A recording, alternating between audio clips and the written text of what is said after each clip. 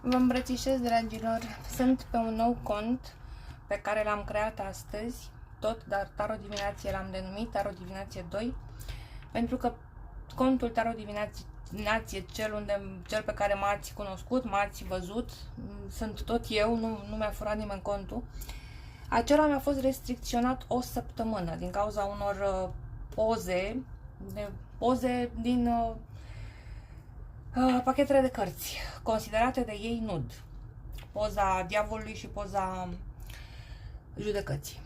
Mi-au dat restricție o săptămână pe cont și atunci, astăzi dimineața m-au anunțat că este contul restricționat și atunci am făcut un nou cont azi dimineață. Vă rog să vă abonați și pe acesta, să îmi vizionați postările. Uite, vorbesc despre drama prin care trec, Turnul.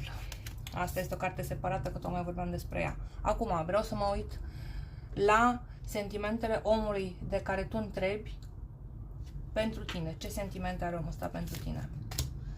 Steaua. Wow, 2 de cupe, frumos.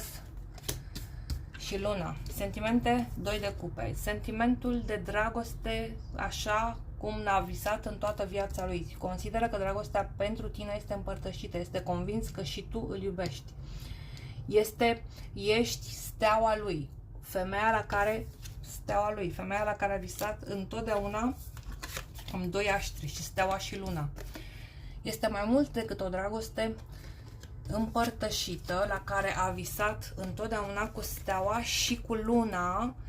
O dragoste mai mult decât extrem de profundă, foarte profundă. Îți spun că omul ăsta este foarte teamă să nu te piardă, este înnebunit la gândul că te-ar putea pierde, te iubește. Am 2 de cupe, da? Ați văzut că le-am extras așa, dintre ele. Asta este o carte care pur și simplu este Turnul, nu are legătură cu tine, are legătură pentru că eu sunt foarte afectată de ceea ce mi s-a întâmplat și este vorba de drama mea.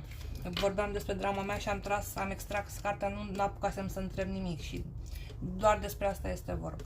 Dar la tine sentimentele acestui om sunt pentru tine foarte puternice, profunde și își dorește foarte mult o comunicare cu tine prin internet. Își dorește ca relația voastră să continue și să se concretizeze, în cazul în care în acest moment nu este concretizată. Ca și o concluzie, eremitul analizează care este cea mai bună soluție pentru ca voi doi să fiți împreună sau, dacă sunteți împreună, să vă consolidați relația.